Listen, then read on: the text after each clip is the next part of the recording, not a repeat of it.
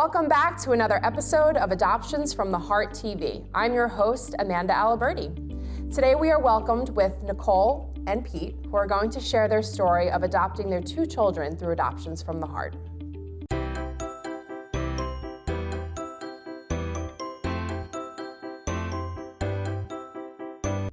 Welcome, Nicole and Pete. Thank you for having us. So you guys have 2 children. How old are they? So we have Nathan, who will be 8 on Thursday, and then we have Carissa, who is 3. So do you have open adoptions with both sets of birth parents? We do. Okay, talk to us a little bit about that, because I know folks will often ask, like, well, what happens if you have more than one child? How do you navigate if the open adoption relationships are different? So we're in contact with Nathan's birth mom, and we have an email address set up that we can communicate with her via email, and Nathan gets on, and he even does that sometimes by himself. And then we also do pictures and letters with her 4 times a year, and then we do a visit with her. Yep. Yeah, we Once a try year. and do once a year. COVID obviously threw a monkey wrench into that, but Yeah, we've done a couple like Zoom. we've done some Zoom calls throughout with the her year, too. so. So Nathan, he emails directly with his birth mom at 8 years old. Yes. Wow, that's Yes. really cool. Yes. How did that start? Like, when did that happen? So we set up the email accounts actually when our daughter was born, because her birth family wanted to communicate via email. And Nathan is in a cyber school, and so he had a whole unit on safe emailing and those types of things. So we just sort of like rolled it all into one. So we set up the email address with just his first and middle name.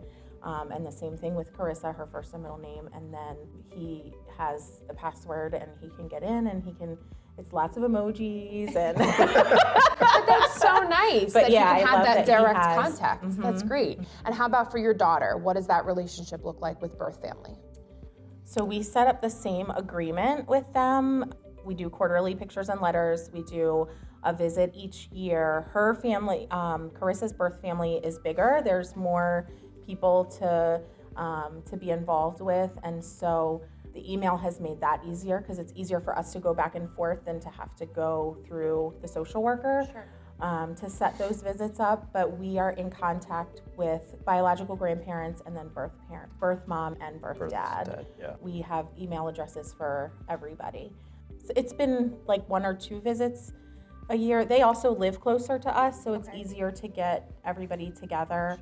But emails back and forth, and then we send the pictures and the letters every few months. I do want to point out, I love that you have a relationship with birth grandparents. Grandparents. I think that's really important because a lot of people assume that open adoption is just about birth mom and birth father. So can you share how you were feeling when that came about? The reason being, I think people think it's too many people to be a part of the equation, and why do I want to have contact with more people? That's going to make things more difficult. Why do you allow that relationship to be there, and what does it mean for you, for your daughter, to have that connection? I mean, the more people that love her, the better. Like, I can't. We both come from big families as well. Yeah, we both so. come from big families. I think we both grew up in families where our grandparents were huge parts of our lives. Sure. They're her family. To not have them be a part of things just doesn't seem right. Her birth mom's parents were at the hospital when we went to pick her up, so we met them there at discharge, and I don't know, it just all sort of like unfolded and Makes sense. yeah. Like, I feel like it would be weird to exclude them. I love that you say that because I love that you think it would be weird to not have them be a part of your relationship and Yeah. be extended family, because I think it's challenging for us when we do have extended birth family, whether it's birth grandparents, aunts, partners of birth parents, like real partners, not just like I'm dating this person, but hey, this is my future husband or whatnot. I want him to now participate in the open adoption. Sometimes it can be really challenging for adoptive parents, specifically because it's like, okay, one more personality that I have to deal with. And it sounds like for you, you're like, well, why wouldn't I deal with it? This person's there to love our daughter, and we want that for her. Yeah, I mean, I think it's we're parents because of the decision that these birth parents made. So without them, we wouldn't be here. So I feel like they have a huge stake in the game. I mean, to exclude them would just be, and I don't ever want to have to explain that to my kids either. Like, I don't ever want them to be like, well, how come, we didn't do this, or how come, and I think that's the other part that I love about the email address, is that everything is time-stamped, everything is recorded, so that when they get older, I can literally give them the password and been like, here, like, sure, this is everything. Sure. Because we've gotten away from, like, just as a society, the written word and like writing, real letters. And so we've seen that that's a difference too with our birth families, is that Carissa's birth family is a little bit younger, and so they are a lot more electronic. Sure. But this way they have a piece of them in electronic form that they'll always have. So there's, I feel like, transparency there, and then, they can, we don't know like what's gonna happen in the future. So I feel like we have to hold on to what we have right now. You seem very easygoing, very flexible, very open-minded to change. What advice would you give for parents who have adopted already and are looking to come back into our program? Because I think there can be the fear or the hesitation of, well, what if our next child gets more or less in terms of openness than our first? How are we going to navigate that? What advice would you give for them? Call your social worker. She'll fix it. And I also feel like one family might take in the other adoptive child as well. Yes. Especially with Nathan. Yes. Carissa's birth parents, they've taken Nathan like under their wing. Their wing as well. I hear that a lot. Yeah. Absolutely. And Nathan's birth mom has too. I think we don't see her as often, like I said, because she's a little bit further away. But there's never any exclusion. Like, this isn't Nathan's visit or Carissa's visit. Right. Like, we are one big joined family, and I feel like even with the birth families, like, we're all just one big family. We were terrified. I was terrified when we went into the books the second time, because I think that we have such an amazing relationship with Nathan's birth mom.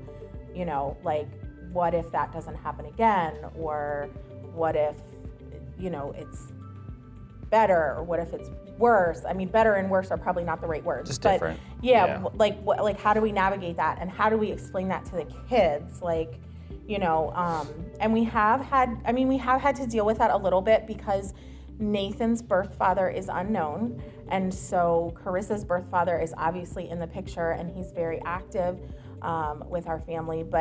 And so Nathan has brought up some questions. Sure. Like, we just tell him, what we know, which is not much, but obviously there is a man out there that exists that is your biological father, but we don't know who he is. I don't know. I called Steph a lot.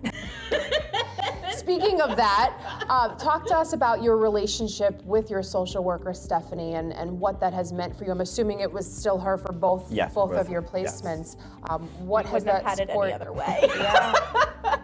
I think that was a stipulation for the second. Yeah, I think that was a stipulation for the second. Either Stephanie or we're out. Yeah, or that's it. Like, that's it. Yeah.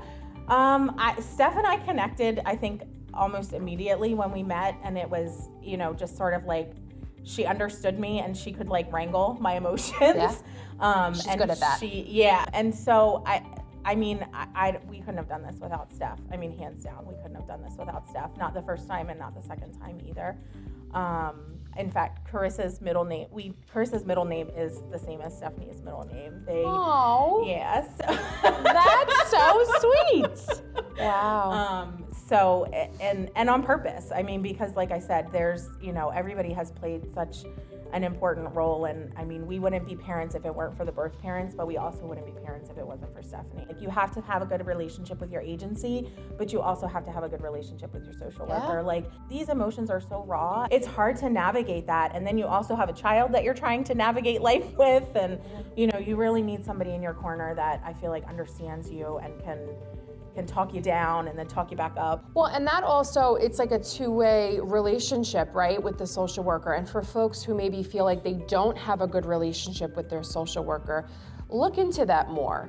Maybe connect with the supervisor of the office. Maybe it's not a good fit and you need to work with a different social worker. Or maybe you just need to let your guard down a little bit as prospective adoptive parents and be able to connect with your social worker and really tell them, listen, I'm struggling, or I need this from you, because every client social worker relationship is different based off of the client's needs. And I know that Stephanie does a great job of just listening sometimes and really hearing what you need from her, as opposed to her just saying, this is what we're gonna do, right? So I think navigating that relationship is crucial to having that backbone as you're going through the process. And I'm grateful that you guys were able to be vulnerable enough with her to say, this is who we are, these are our personalities, this is what we need to get out of this relationship, and she could give that to you. We're grateful for clients like you. You make our jobs easier. I'm happy to hear your family is complete, right? We're complete on 2, maybe 3. And I'm just excited that you have this great relationship with your social worker even years later. So if you are interested in learning more about adoption, connecting with families such as this wonderful couple, take an info meeting, talk to a local office, learn more about our program. That's what we're here for. So thank you so much for tuning in, and we'll talk to you soon.